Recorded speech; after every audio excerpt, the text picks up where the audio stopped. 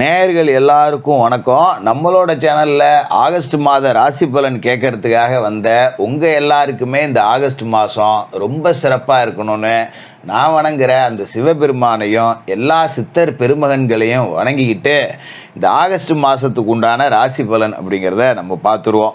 இந்த ஆகஸ்ட் மாதம் அப்படிங்கிறது பார்த்திங்கன்னா ஆடி மாதம் 16ஆம் தேதி வியாழக்கிழமை பிரதோஷத்தில் பிறகுது. சிவபெருமானுக்கு உகந்த தினத்தில் இந்த ஆகஸ்ட் மாதம் அப்படிங்கிறது பிறக்குது. சூரிய பகவான் சந்திரனோட வீட்டில் இருக்கார். கடகராசிங்கிறது சந்திரனோட வீடு. 17ஆம் தேதிக்கு பிறகு அவர் தன்னோட சொந்த வீடான சிம்ம ராசிக்கு போய் ஆட்சியில் உட்கார போகிறார். அதோட செவ்வாய் ரிஷபராசியில் குரு பகவானோட சேர்ந்துக்கிட்டு குருமங்கல யோகத்தை கொடுக்குறார். அசுர குருவோட வீட்டில் தேவகுரு இருக்கார், கூடவே செவ்வாய் சேர்ந்துருக்காரு. புத்தி காரகன், நம்மளோட சிந்தனைக்கெல்லாம் அதிபதியாக இருக்கக்கூடிய புதன் இந்த மாத தொடக்கத்தில் பலமிழந்து வக்கரம் அடைஞ்சு கடகராசியில் இருக்கார். 13ஆம் தேதிக்கு மேலே ஒரு வக்கர நிவர்த்தி ஆயிடுறாரு, பலம் அடைஞ்சிடுறாரு. அதே மாதிரி அசுரகுருன்னு சொல்லப்படுற சுக்கிர பகவான் சூரிய பகவானோட வீடான சிம்மத்தில் இருந்துக்கிட்டு 26ஆம் தேதி கன்னிராசிக்கு போய் கேதுவோடு சேர போகிறாரு. குரு பகவான் ரிஷபராசியில் உட்காந்துருக்கார். சனி பகவான் தன்னோட சொந்த வீட்டில் நீதிகாரகன் கும்பராசியில் ஆட்சியாகவும் வக்கரமாகவும் பலமிழந்து போய் இருக்கார். ராகு குருவோட வீட்டில் மீனத்தில் உட்காந்துருக்காரு. கேது புதனோட வீட்டில் கன்னிராசியில் உட்காந்துருக்கார். இதுதான் இந்த நவ கிரகங்களோட அமைப்பு, ராசி மாற்றம் அப்படிங்கிறது. இதை நாம் சரியாக கணிச்சா மட்டும்தான் இந்த மாதத்துக்கு உண்டான பலனை துல்லியமாக சொல்ல முடியும். சரி, உங்களோட ராசிக்கு இந்த ஆகஸ்ட் மாதம் என்ன பலன் கிடைக்க போகுது?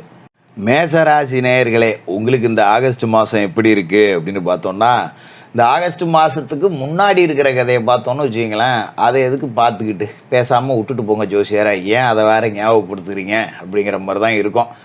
என்ன காரணம் அப்படின்னு பார்த்தீங்கன்னா, உங்களோட ராசியை பொறுத்த வரைக்கும் சனி அற்புதமான இடத்துல இருக்கார், லாபஸ்தானத்தில். என்ன ஒரு குறை அப்படின்னு பார்த்தீங்கன்னா, அவர் வக்கரம் அடைஞ்சு பலம் இழந்து போயிட்டார். இது ஒரு பக்கம். சரி, குரு பகவான் இப்போ தனஸ்தானத்தில் இருக்கார். ரிஷபராசிக்கு குரு போயிட்டாரு, அது ஒரு அற்புதமான இடமாச்சே, நல்லா இருக்குன்னு சொன்னீங்களே ஜோசியரை அப்படின்னு பலர் நினைக்கலாம். இந்த சனி பகவான் வக்கரம், குரு பகவான் அற்புதமான இடம். ஆனாலும் கூட பார்த்திங்கன்னா காசு பணம் கொஞ்சம் வரல. அதுமாதிரி திருமண தடை அப்படிங்கிறது ஏகப்பட்டது. குடும்பஸ்தானத்தில் உட்காந்துருக்காரு குரு, அப்போ கூட திருமணத்தில் தடை வருது அப்படின்னு நீங்கள் நினைக்கலாம். இப்படி தான் இருக்கும், இப்படி தான் இருந்திருக்கும். இந்த ஒரு மனப்பான்மையோடு தான் நீங்கள் இப்போ இந்த ஆகஸ்ட் மாதத்துக்குள்ளேயே நுழையிறீங்க.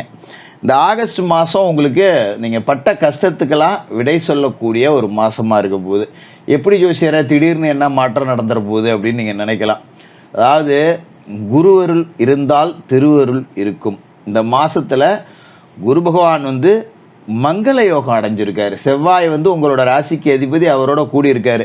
ஏற்கனவே தான் அவர் குருமங்கள யோகம் அடைஞ்சு ஒரு 20 நாளைக்கு மேலே ஆகிப்போச்சு. ஆகஸ்ட் மாதத்தில் மட்டும் என்ன நன்மை கிடைக்க போகுது அப்படின்னு நீங்கள் நினைக்கலாம். அதாவது உங்களோட ராசிக்கு யோகம் செய்யக்கூடிய கிரகமான சூரிய பகவான் இந்த மாதத்தோட பிற்பகுதியில் ஆட்சி பெற்று போய் தன்னோட சொந்த வீட்டில் உட்கார போகிறாரு. அதாவது ஆகஸ்ட் மாதம் 17ஆம் தேதி, ஆவணி மாதம் 1ஆம் தேதி. அப்போ இந்த ஆடியை நீங்கள் மொல்ல நவுத்தி போடுங்க. எதுவும் புதுசாக திட்டம் போட வேணாம். ஏதோ செய்ய வேண்டிய வேலையை அப்படியே செஞ்சுக்கிட்டு இருங்க. 10 ரூபா வருமானம் கம்மியாக வருது, வேலை தேடி போகிறேன் கிடைக்கல, பரவாயில்ல போ, இவ்வளோ நாள் கஷ்டப்பட்டேன், ஒரு 15 நாள் தானே அப்படின்னு சொல்லிட்டு கொஞ்சம் புது முயற்சி ஏதாவது எடுக்காமல் தள்ளிக்கிட்டே போயிடுங்க மொல்ல. ஆவணி பிறந்த உடனே பார்த்தீங்கன்னா சனி பிரதோஷத்தில் பிறகுது. இந்த ஆகஸ்டே பிரதோஷத்தில் தான் பிறகுது. ஆவணி மாதம் சனி மகா பிரதோஷத்தில் பிறக்குது. ரொம்ப ஒரு அற்புதமான நாள். உங்களோட ராசிக்கு அதிபதியோட செவ்வாயோட நெருங்கிய நட்பு கிரகம், உங்களோட ராசிக்கு யோகம் செய்யக்கூடிய கிரகம் சூரிய பகவான் ஆட்சி பெற்று உட்கார போகிற நாள். எந்த இடத்துல கெஞ்சினாலும் கிடைக்காத பஞ்சமஸ்தானத்தில் 5ஆவது வீட்டில் போய் உட்கார போகிறாரு. இதன் பிறகு தான் உங்களோட வாழ்க்கை அப்படிங்கிறது தலைகீழ் மாற்றம் அப்படிங்கிறத அடைய போகுது. என்ன நன்மை கிடைக்கும் ஜோசியரை அப்படின்னு நீங்கள் கேட்கலாம். இந்த குருமங்கல யோகம் அப்படிங்கிறது ஆவணி மாதம் தொடங்கின உடனே இந்த ஆகஸ்ட் 17க்கு பிறகு உங்கள் வாழ்க்கையை அப்படியே புரட்டி போட போகிற ஒரு மாதமாக இருக்க போகுது. என்ன நடக்கும் அப்படின்னு பார்த்தீங்கன்னா, தனஸ்தானத்தில் மங்கள யோகம் அடைஞ்சிருக்கிற குரு குடும்பத்தில் மங்கள ஓசை கேட்கக்கூடிய வேலைகளை செய்வார். உங்களுக்கோ உங்களோட பிள்ளைகளுக்கோ வரன் பார்த்துக்கிட்டு இருந்தீங்க அப்படின்னா, இப்போ அந்த வரன் கும்பிட போன தெய்வம் குறுக்க வந்த மாதிரி உடனே செட் ஆகும்.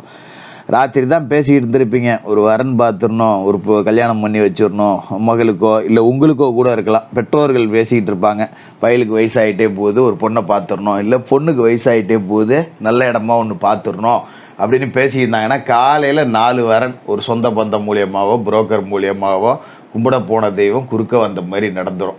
பொதுவாகவே மேசராசிக்காரர்களுக்கு திருமணம் அப்படின்னு பார்த்தீங்கன்னா ரொம்ப சின்ன வயசுலேயே நடந்துடும், 25 வயசுக்கு முன்னாடியே நடந்துடும். அப்படி இல்லைன்னா 35 தாண்டி இழுத்துக்கிட்டு கிடக்கும். என்னடா இது, என் வயசில் இருக்கிறவங்களாம் என் கூட படித்தவங்களாம் அவன் பிள்ளையே பள்ளிக்கூடத்துக்கு கூட்டிகிட்டு போயிட்டுருக்கான், நான் இன்னும் தனியாகவே உட்காந்துருக்கேன், இப்படியே இருக்கேன், என்ன பண்ணுறது, ஒரு நல்ல தொழில் அமையல, சில பேருக்கு வீடு சொந்த வீடு இருக்கான்னு கேட்டு தள்ளி போகுது, இப்படி ஏதோ ஒன்று கிடக்க ஒன்று தட்டிக்கிட்டே இருந்தால் என்ன வருது அப்படின்னு நீங்கள் யோசிச்சுட்டு இருக்கலாம். உங்களோட வசதிக்கு தக்க, உங்களோட எதிர்பார்ப்புக்கு தக்க, உங்களோட கல்விக்கு தக்க ஒரு நல்ல வரன் அப்படிங்கிறது நிச்சயமாக இந்த ஆகஸ்ட் மாதத்தில் அமைஞ்சிரும். நான் அடித்து சொல்கிறேன், வரன் பார்க்குறவங்க ஆகஸ்ட் 17ஆம் தேதிக்கு பிறகு பார்க்க ஆரம்பிங்க. இந்த ஆகஸ்ட் மாதம் முடியறதுக்குள்ளேயே 2 வார காலம் டைம் இருக்குது. கண்டிப்பாக உங்களுக்கு நல்ல வரன் அப்படிங்கிறது அமைஞ்சிரும். அதுமாரி வேலை இல்லாதவங்களுக்கு வேலையை கொடுத்துரும். ஒரு நிரந்தர வேலை இல்லை, நானும் வேலை தேடி அலையாத இடம் கிடையாது, எங்கெங்கேயோ சுற்றி பார்த்துட்டேன், படித்ததுக்கு வேலை கிடைக்க மாட்டேங்குது, ஏதோ இருக்கிற வேலையில் ஓட்டிக்கிட்டு இருக்கேன், ஒரு தொழில் செய்கிறேன், 10 ரூபா பெருசாக வருமானம் இல்லை, ஒரு மாதம் 10 ரூபா வருது, ஒரு மாதம் 10 ரூபா வரமாட்டேங்குது, இதை நம்பி ஒரு லோன் கூட போட முடியல, 10 ரூபா கடன் கூட வாங்க முடியல, திடீர்னு வரலன்னா என்னடா பண்ணுறது அப்படிங்கிற மாதிரி யோசிச்சுக்கிட்டு இருந்தீங்க இல்லையா? உங்களுக்கெல்லாம் நிரந்தர தொழில் அப்படிங்கிறது அமையும். தொழிலில் ஒரு சின்ன மாற்றம் அப்படிங்கிறத செஞ்சீங்க, நிச்சயமாக அந்த தொழில் அப்படிங்கிறத வெற்றியை நோக்கி பயணிக்கும். அதில் எந்த மாற்றமும் கிடையாது. சின்ன சின்ன மாற்றம் செய்யுங்க. தொழில் நிறுவனம் செஞ்சுக்கிட்டு இருக்கீங்களா, செய்யக்கூடிய வேலையை வேறு இடத்துக்கு மாற்றி பாருங்கள். இல்லை நான் சொந்த வீட்டில் தொழில் பண்ணுறேன், என்னால் வாடகைலாம் கொடுக்க முடியாது ஜோசியரை அப்படின்னா ஒரு அறையிலேருந்து மற்றொரு அறை, அதுமாரி வீட்டில் படுக்கை அறை வேறு இடத்துக்கு மாற்றுங்க. இந்த மாதிரியான சின்ன சின்ன மாற்றம். இதுமாரி குடியிருக்கிற வீடு இருந்ததுன்னா வேறு திசைக்கு மாற்றுங்க. கிழக்கு பார்த்த வீட்டில் குடி போனீங்க அப்படின்னா ரொம்ப அற்புதமான யோக பலன் இருக்குது. அப்படியே இல்லைன்னாலும் கிழக்கு பார்த்த பகுதியில் சூரிய உதயத்துக்கு முன்னாடி ஜன்னல் திறந்துருக்கணும். அந்த உதயமாகக்கூடிய சூரியனோட வெளிச்சம் உங்களோட வீட்டுக்குள்ளே வரணும். வந்துட்டாலே அற்புதமான மாறுதல் அப்படிங்கிறது நிறையா கிடைக்கும். இந்த மாதத்தில் முக்கியமான ஒரு அமைப்பு என்ன அப்படின்னு பார்த்தீங்கன்னா, ராசிக்கு 4வது வீட்டில் புத்திகாரகன் புதன் வக்கரம் அடைஞ்சிட்டார். அப்போ நீங்கள் என்ன யோசித்தாலும் ஒரு நல்ல சிந்தனை அப்படிங்கிறதே வராது, போட்டு மனசை குழப்பிக்கிட்டே இருப்பீங்க. அதனால் 13ஆம் தேதி அன்னைக்கு புதன் வக்கர நிவர்த்தி அடைகிறார், பலமாயிடுறாரு. அது வரைக்கும் நீங்கள் எதை பற்றியும் போட்டு யோசித்து முடிவு எடுக்க வேணாம். 13ஆம் தேதிக்கு மேலே உங்களுக்கு நேரம் ரொம்ப அற்புதமாக இருக்கும்.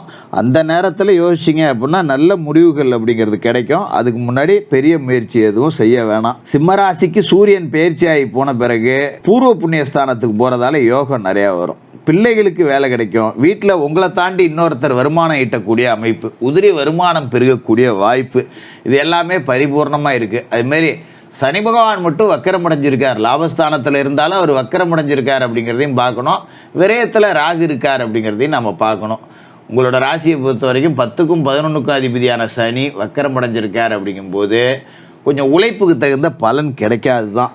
பரவாயில்ல, எனக்கு கிடைக்காட்டியும் பரவாயில்ல அப்படிங்கிற மாதிரி உழைச்சிக்கிட்டே இருங்க. ஏன்னா உழைக்கிறவனை தான் சனிக்கு பிடிக்கும். அவர் நீங்கள் உங்களோட உழைப்பை பார்த்து அவரே வாரி கொடுப்பார். அந்தளவுக்கு கடுமையாக உழைக்கணும். சட்டத்திற்கு புறம்பு இல்லாமல், இன்னொரு உசுருக்கு எந்த விதமான பாதிப்பும் இல்லாமல், பிறர் மனசு நோகாமல் உங்களோட வேலைகளை செஞ்சுக்கிட்டு இருங்க. இதான் கர்ம வினைகளின்படி வாழ்கிறது அப்படிங்கிறது. இதை மட்டும் நீங்கள் செய்யுங்க. எந்த நேரத்துலையும் வாழ்க்கையை நினச்சி சலிப்பு தட்டக்கூடாது. இப்போ நீங்கள் சலிப்பு தட்டுற மாதிரியான வாழ்க்கை தான் வாழ்ந்துக்கிட்டு இருக்கீங்க. ஆனால் பரவாயில்ல, மற்றவனை பார்க்குறப்ப நான் கொஞ்சம் நல்லா தான் இருக்கேன் அப்படின்னு சொல்லிட்டு கொஞ்சம் நேர்மறை சக்திகளை பெருக்கிங்க. மனசு கஷ்டமாக இருக்குன்னா போய் ஒரு கோவிலில் போய் உட்காருங்க, கடவுளை வணங்குங்க, யோகா தியானம் செய்யுங்க. நான் நல்லா இருக்கேன் அப்படின்னு உங்களை பார்த்து நீங்கள் சொல்லிக்கிட்டே இருங்க.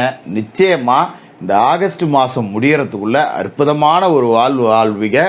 உங்களோட எண்ணம் அப்படியே ஈடேறும். ஒரு அற்புதமான மாதம், ஒரு உன்னதமான மாதம்.